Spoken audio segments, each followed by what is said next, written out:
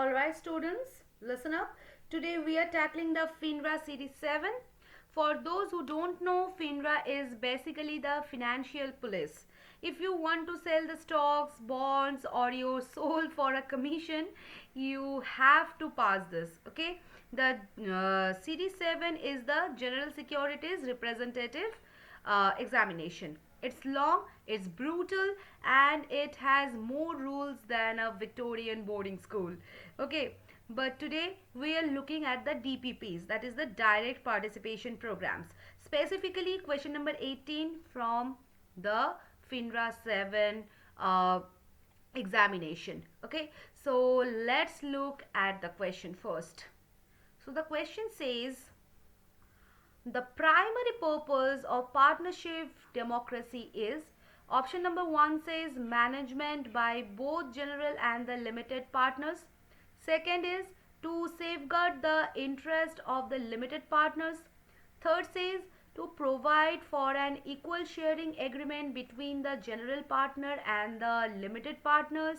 And option number D says to provide a written consent for the general partner to act outside of the agreement. Okay. Now to solve this, you need to understand the toxic relationship between the general partner and the limited partner. Okay. So let's discuss this in details. Yes. So, look, imagine a GP is the driver of the bus. Okay, they decide where to go, they buy the gas, and if the bus hits a cow, they get sued.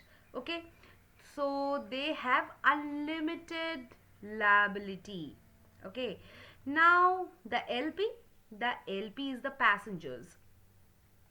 They just sit at the back eating snacks and providing the money for the tickets, right? Their only job is to stay quiet. Now if an LP starts grabbing the steering wheel, then the law says, oh bhai, you are now a driver, and suddenly the LP loses their limited liability protection.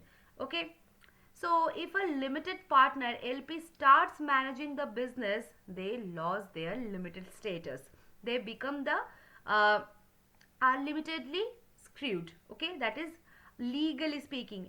Okay, and they lose their liability protection. So look at option number A.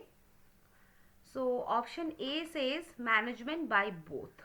No, if LPs manage, the whole legal structure collapses. So option A is a trap. Now let's talk about the partnership democracy. In the real world, democracy means everyone has a voice. In a limited partnership, it's a bit of a trick. Okay, so LPs can't run the day-to-day business, but they are not totally helpless. If the GP says, hey, I'm going to sell the entire company to buy a fleet of jet skis, okay, so now the LPs need to be able to say no thanks.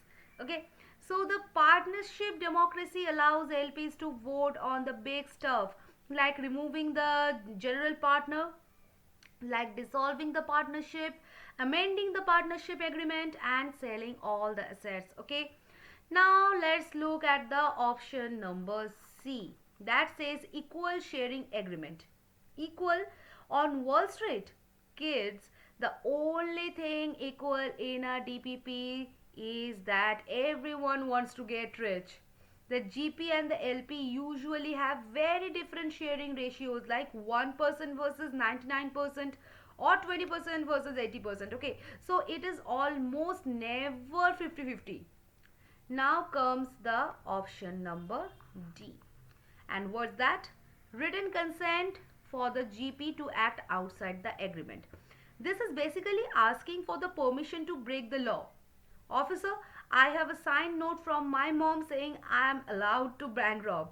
No, the GP must stay inside the agreement. Okay. So why do we have this democracy? It's because the GP has all the power. They are the ones holding the checkbook. The limited partners need a safety brake.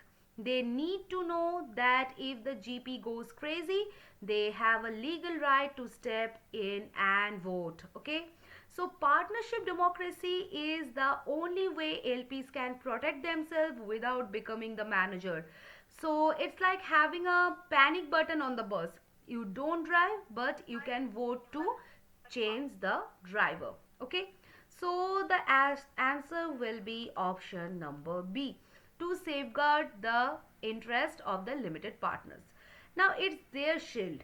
It's their way of saying, I am just a silent investor, but don't try to pull a fast on one on me. Okay, so for the exam context, FINRA wants to know that LPs have voting rights and not the management rights, and democracy is all about protection of LPs. And if I talk about the liability rule, LPs have limited liability unless they start making management decisions. Okay, all right, if you choose A, you are fired. If you choose C, you are a dreamer. And if you choose D, you are a criminal. So choose B to pass the examination. Okay, and come back next week so I can tell you why options are the devil's playground. So see you in the next session, guys. Till then, bye bye.